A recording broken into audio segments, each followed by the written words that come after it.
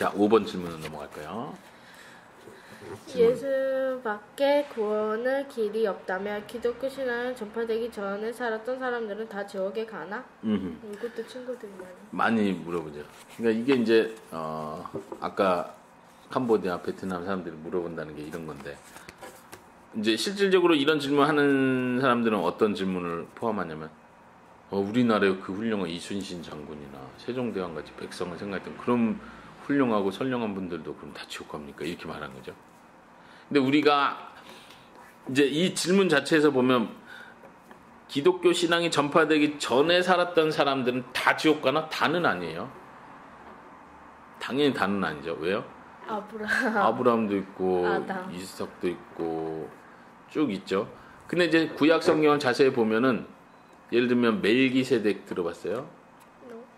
멜기세덱 같은 경우도 아브라함 시대 사람인데 성경에 보면은 어디 살렘 왕 멜기세덱이라는데 살렘 왕이 어딘지 잘 모르고 그 지역이 어딘지 잘 모르는데 그 왕이 이미 아브라함으로부터 11조 헌금 11조를 받아요.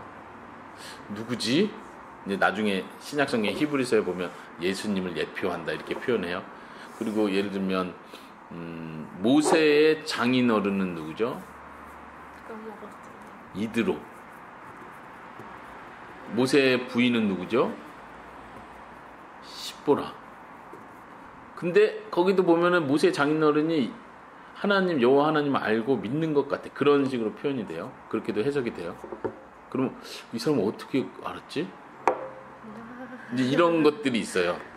왜냐면 그리고 욥기서를 보면 욥기서도 굉장히 고대에 쓰여진 책이라고 했었잖아요. 욥은 어떻게 여호와 하나님 알았지? 이런 거. 그러니까 초창기부터 하나님 노아의 홍수 이후로 민족들이 퍼져 나갔잖아요. 노아의 가족이 몇 명 있어요? 아들이 몇 명 있어요? 3명. 셈, 함, 야벳.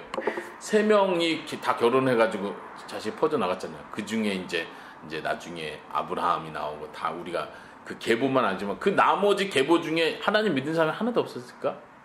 당연히 있었겠지. 근데 성경에는 기록 안 됐다는 거야. 이제 막 우리나라를 얘기하면서도 어떤 이제 학자들은 그 노아의 세 형제들 중에 한 민족이 우리나라까지 건너왔다. 그래서 우리나라가 시작됐다. 이렇게 막 학자들 연구하는 사람도 있어요. 그건 신빙성에 대해서는 뭐 맞다 틀리다 말할 수는 없지만 어쨌든 전 세계에 퍼져 있는 사람은 노아의 자손들이 퍼져 나가서 전 세계 사람들이 된 거예요.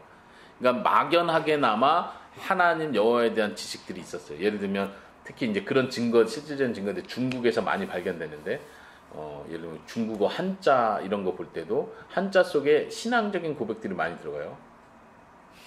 관심 있으면 나중에 유튜브 보여줄 수 있어요. 그 다음에 막 이렇게 고고학 자료 이렇게 막 발굴하다 보면 십자가 모양이 막 발견된다든가. 그러니까 이게 중국 어느 시대 때인데 그 시대에 왜 십자가와 뭐 이런 어떤 상들이 있어요. 이게 왜 있지?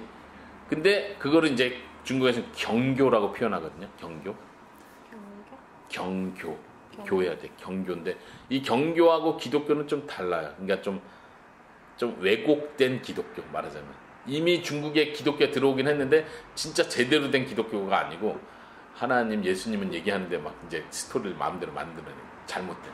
그러니까 그런 흔적들은 우리나라에도 많이 발견된다고 그래요. 근데 그거에 대해서는 내가 자세히 모르지만.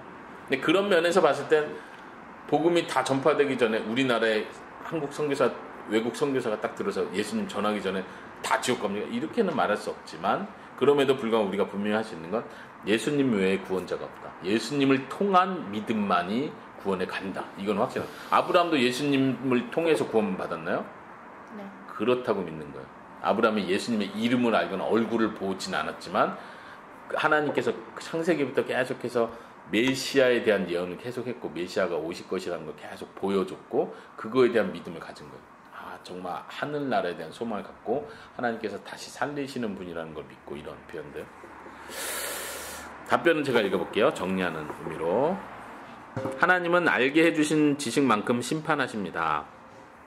옛날 사람들의 구원 여부는 하나님만이 아십니다. 성경은 복음이 전해진 이후에는 누구든지 회개하고 복음을 믿을 책임이 있다고 경고합니다. 후반부는 이해가 잘 돼요. 성경은 복음이 전해진 후에는 누구든지 회개하고 복음을 믿으라고 한다. 근데 이제 앞부분은 옛날 사람들의 구원 여부는 하나님만 아십니다. 이 표현은 지금 이 답변을 쓰신 목사님인데 아빠는 이분의 답변에 별로 동의를 안 해요.